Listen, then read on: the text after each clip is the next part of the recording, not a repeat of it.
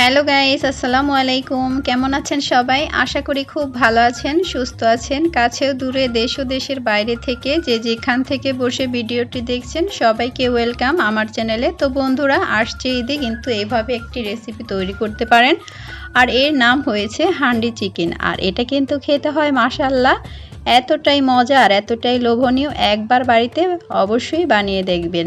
চাইলে কিন্তু আপনারা ঈদের আগের দিনও এই রেসিপিটি ট্রাই করতে পারেন। তো চলুন বন্ধুরা, রেসিপিটি শুরু করি। তো বন্ধুরা, দেখতে পাচ্ছেন এখানে কিন্তু আমি একটা চিকেন ধুয়ে পরিষ্কার করে নিয়েছি কেটে কুটে। আর এই তো এখানে কিছু মশলা নিয়েছি, গরম মশলা নিয়েছি, গোলমরিচ, কিশমিশ, বাদাম 2 ধরনের। আর এর সাথে নিয়েছি, দেখতেই পাচ্ছেন, জিরে, মরিচ, আর নিয়েছি পাঁচফোড়ন।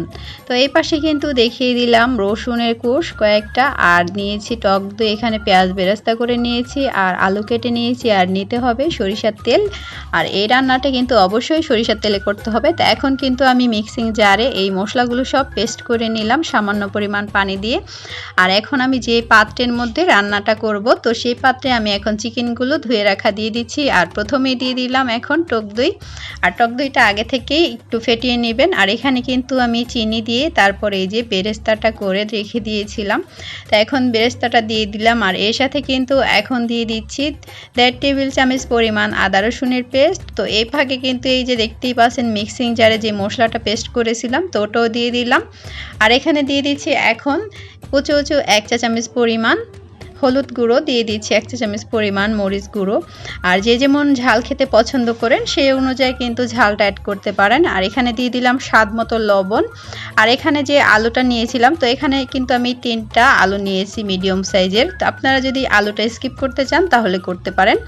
তো এখানে তেলটা দেওয়ার পর আর দিয়ে দিলাম কয়েক টুকরা এই যে রসুনের কোষ আস্ত। আর এটা কিন্তু খেতে ভীষণ ভালো লাগে বন্ধুরা। চাইলে কিন্তু আপনারা ঈদের দিনে এভাবে গরুর মাংস দিয়েও রান্নাটা করতে পারেন, সেটাও কিন্তু আর অনেক মজা হয়।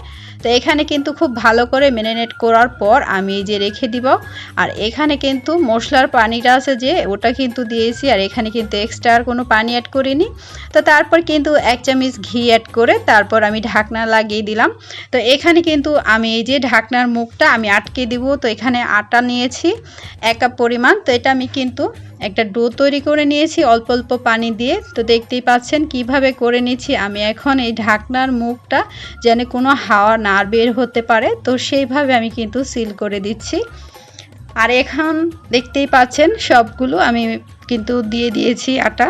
তো এখানে আমার 1 কাপ পরিমাণ আটা লেগেছে। আর এই যে ঢাকনার উপরে যে একটা ফুটো থাকে, তো ওটা কিন্তু আমি একটা লবঙ্গের সাহায্যে আটকে দিয়েছি। আর এখন চলে আসলাম চুলায়। তো চুলায় কিন্তু আমি বসিয়ে দিয়েছি। তো বন্ধুরা, এটা কিন্তু মিডিয়াম আঁচে রান্না করে নিতে হবে।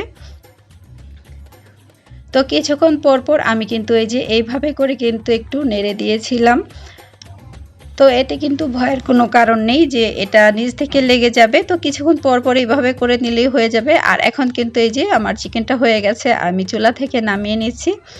তো এখন দেখতে পারবেন ফাইনাল লুক। তো দেখতেই পাচ্ছেন আমি কিন্তু নামিয়ে নিলাম। তো হয়ে গেছে আমার চিকেনটা। তো বন্ধুরা, কেমন লাগলো ভিডিওটি অবশ্যই লাইক কমেন্ট শেয়ার করবেন, আর চ্যানেলটিকে সাবস্ক্রাইব করে পাশে থাকবেন। তো পাশে থাকা বেল বাটনটি ক্লিক করে দিবেন। আবারও হাজির হয়ে যাব নতুন রেসিপি নিয়ে।